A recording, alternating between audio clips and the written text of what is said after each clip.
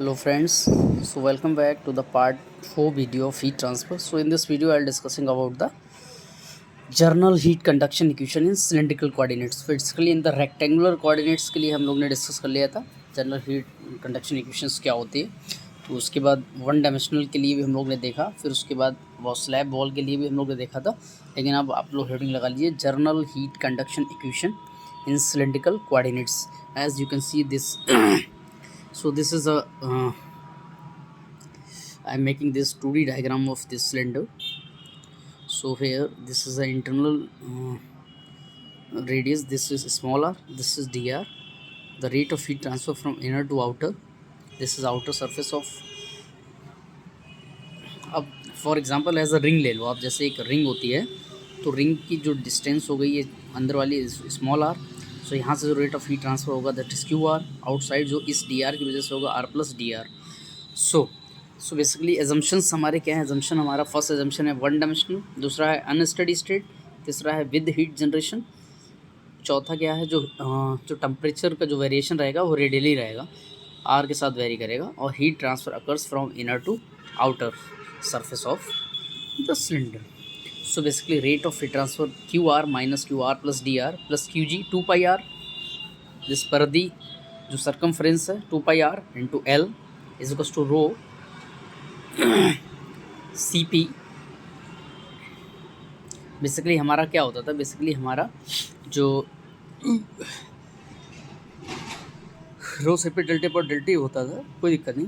Basically rho 2 pi r again circumference 2 pi r d r l c p d t हो जाएगा. ठीक है. So basically इस वाले टर्म को minus Q R minus basically q are minus Q R plus d are, इस term को हम लोग बेसिकली, या वहाँ पे हम लोग रेक्टेंगुलर में हम लोग क्यू एक्स लिखते थे, minus Q x plus delta x लिखते थे. तो उसको जब टेलर सीरीज से सॉल्व करते हैं तो minus del upon del x, यहाँ पर आर में वेरिएशन है तो del upon del r q r d r हो जाएगा, plus Q g 2 pi r r l d r rho 2 pi r l d r c p l d del T upon del T. Basically 2 pi r को हम लोग जो है common लिख के उसको हटा भी सकते हैं. उसके बाद minus del upon del are.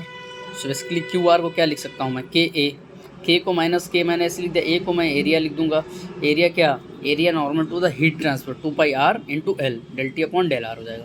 Basically fix law से मैंने इसको लिख दिया, इंटू डी आर तो चल ही रहा था, प्लस क्यू जी हीट जनरेशन वाला टर्म मैंने लिख दिया, और फाइनली तो सेम टर्म मैंने इधर उतार दिया.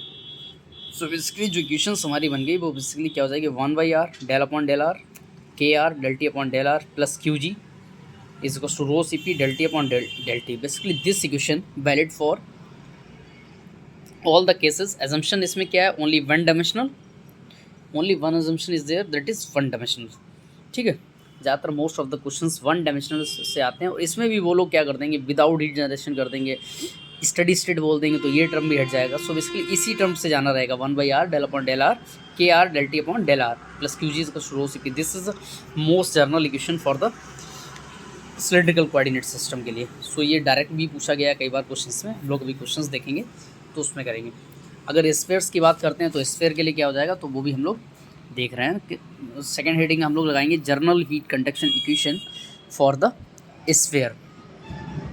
तो बेसिकली स्फेयर के लिए क्या हो जाएगा, अगेन जो लिखने का जो तरीका है वो एरिया बस चेंज हो जाएगा. वहाँ पर 2 pi r into D R था 2 पाई आर एल, ठीक है, यहाँ पर 4 पाई आर स्क्वायर हो जाएगा. तो इसी तरीके से जब आप इसको सॉल्व करोगे तो 1 बाई, वहाँ पे क्या था आर था, यहाँ आर स्क्वायर हो जाएगा, डेल अपॉन डेल आर, यहाँ आर था के आर था, यहाँ आर स्क्वायर के हो जाएगा del T upon del X plus Q G इसको rho C P del T upon del T. So basically क्या करता हूँ कि मैं आप लोग को एक ट्रिक बताता हूँ. सो बेसिकली आप लोग जैसे एक शॉर्ट नोट करके आप लोग लिख लीजिए, नोट करके आप लोग लिख लीजिए general heat conduction equation in all 3 coordinate system के लिए. So 1 by R del upon del R लिख लीजिए, 1 बाई आर की पावर एन लिखिए, डेल अपॉन डेल आर के आर की पावर एन लिख लो, del T upon del R plus Q G equals to rho C P del T upon del T. For N equals to 0, for N equals to 0 इसका मतलब क्या है, for the Cartesian coordinate की, rectangular coordinate के लिए, for the Cartesian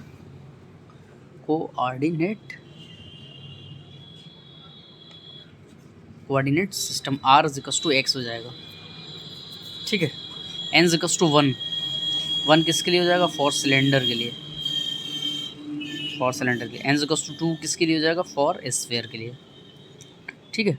so basically कभी कभी क्या होता है, कभी कभी क्या, एक बार गेट में भी पूछा गया, अभी 1-2 साल पहले ही, 2-3 साल पहले ही पूछा है इन्होंने जर्नल जो क्वेश्चंस दी थी, और इन्होंने किसी एक के लिए पूछा था कि n की वैल्यू क्या होगी फॉर सिलेंडर या स्फीयर के केस में, तो हम लोग वो भी क्वेश्चंस देखेंगे। ठीक है। तो ये जनरल इक्वेशन जो है वो पता होना चाहिए हम लोग को। तो अब हम लोग आ जाते हैं टेम्परेचर प्रोफाइल्स देखते हैं सिलिंड्रिकल कोऑर्डिनेट्स के सिस्टम में क्या होगी। ठीक है। सो बेसिकली जो temperature profile and rate of heat transfer for cylinder के केस में, हम लोग ने स्लैब के केस में देख लिया था। स्लैब के केस में जब हम लोग ने 1 डायमेंशनल लिया था, स्टडी स्टेट लिया था, विदाउट हीट जनरेशन लिया था, तो टेम्परेचर प्रोफाइल हमारी क्या आई थी, लीनियर आई थी। विद हीट जनरेशन ले लिया था तो हमारी प्रोफाइल क्या थी, नॉन लीनियर थी। ठीक है। तो इसे 1 dimensional study state without heat generation, k is not function of k, so del 1/r del upon del are, के आर लिख लो, के को उधर जीरो भी कर सकता हूँ, के तो कांस्टेंट ही है, del T upon del R plus Q G की वैल्यू यहाँ जीरो हो गई, इधर वाला टर्म भी जीरो हो गया, स्टडी स्टेट बोला हुआ है, तो डेल अपॉन डेल आर, के तो आउटसाइड करके जीरो कर दो, हालांकि नॉट इक्वल्स टू जीरो होगा, लेकिन इस फंक्शन नहीं है तो जीरो ही हो जाएगा, के का फंक्शन ही कांस्टेंट है। Del T upon del R is equals to zero, तो R del T upon del R is equals to C1, integration ले लें वो साइड। सो यहाँ टेम्परेचर प्रोफाइल देखोगे तो ln में बन जाएगी C1 ln r plus C2। ठीक है। तो ऐसा कुछ याद करना नहीं है टेम्परेचर प्रोफाइल, लेकिन आपको देखो हीट ट्रांसफ़र में क्या है, हीट ट्रांसफ़र में आपको ये जनरल हीट कंडक्शन इक्वेशन मैंने करवा दिया, यहाँ तक तो हीट ट्रांसफ़र था। उसके बाद अगर मैंने ये अजम्पशंस ले लिए, फिर उसके बाद इस चीज़ को जब मैं सॉल्व कर रहा हूँ, तो ये सिंपल मैथमेटिक्स है, ऐसा कुछ हीट ट्रांसफ़र का यहाँ पर रूल नहीं है इतना बड़ा। तो भाई ये इंटीग्रेशन ही तो है। ठीक है। जो इसमें जो अजम्पशंस हैं वो इम्पॉर्टेंट है, हालांकि स्टेप्स आपको आना चाहिए। अगर सेकंड केस में ले लेता हूँ, क्या केस ले लेता हूँ, 1 डायमेंशनल स्टडी स्टेट ले लेता हूँ, विद हीट जनरेशन ले लेता हूँ, 1/r del upon del are, के आर हो जाएगा, या आर ले लो, thermal conductivity not a function of temperature है तो कांस्टेंट है, del T upon del R is equals to minus Q ji by K हो जाएगा, के इधर आ गया। ठीक है। तो इसको जब हम लोग सॉल्व करेंगे तो टेम्परेचर प्रोफाइल कुछ इस तरीके से आ जाएगी, minus Q ji by 4k r square plus ln C1, वो C1 ln r plus C2। This is the temperature profile for the 1 dimensional with heat generation study state के लिए। ठीक है। सो उसके बाद जैसे जो कांस्टेंट आ जाते हैं इक्वेशंस में, उन कांस्टेंट की वैल्यू हम लोग कैसे फाइंड करते हैं, how many boundary conditions are required to solve this equation. So 2 constant है तो 2 बाउंड्री कंडीशंस रिक्वायर्ड होंगी। ठीक है। इस क्वेश्चन को सॉल्व करने के लिए एक कांस्टेंट है तो एक बाउंड्री कंडीशन रिक्वायर्ड होगी।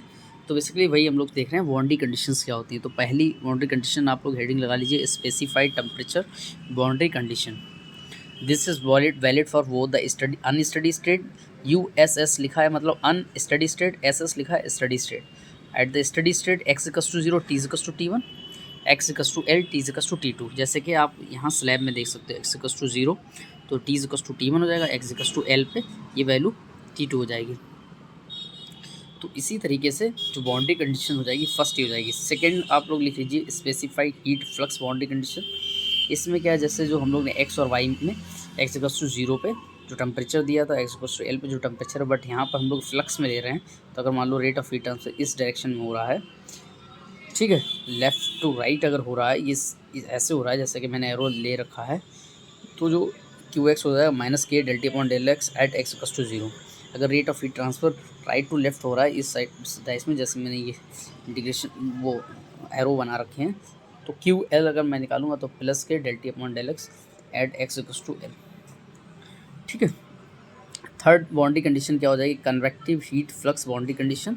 सो this is a solid wall, over there is a hot fluid, this side the right side there is a cold fluid, so there is a convection is taking place in the fluid, here is a conduction, so the profile is looks like this is hot fluid like curve, this is straight, this is non-linear, again non-linear, linear, non-linear, so this is a profile in the case of convective heat flux boundary condition। ठीक है। सो आगे बढ़ते हैं हम लोग, आगे हम लोग देखते हैं इसी में फोर्थ जो बाउंड्री कंडीशन है वो क्या हो जाएगी, insulation boundary condition. Insulation boundary conditions में क्या रहता है, जैसे केस फर्स्ट में हमको एक स्लैब वॉल दे रखी है। इस वॉल में अगर मैं लेफ़्ट साइड में अगर हमारा इंसुलेशन किया हुआ है तो लेफ्ट साइड में x इक्वल्स टू 0 पे अगर इंसुलेशन किया हुआ है तो Q not is equals to minus के del T upon del x at x equals to 0।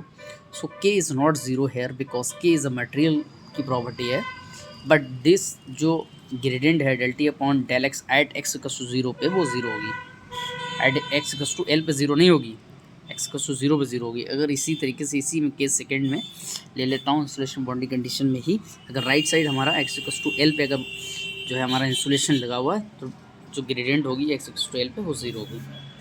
ठीक है, बहुत अच्छी। उसके बाद जो है एक बहुत अच्छी बाउंड्री कंडीशंस है, that is interface boundary conditions. Interface boundary conditions में क्या रहता है, जैसे दो स्लैब वॉल अगर अनेज में दे रखी हैं, let's say this is 0, this is minus L, this is plus L, this A और B, whose thermal conductivity is Kb. So as we know from the for the same rate of heat transfer, so from the fixed law dt upon dx inversely proportional to temperature, oh sorry, thermal conductivity. So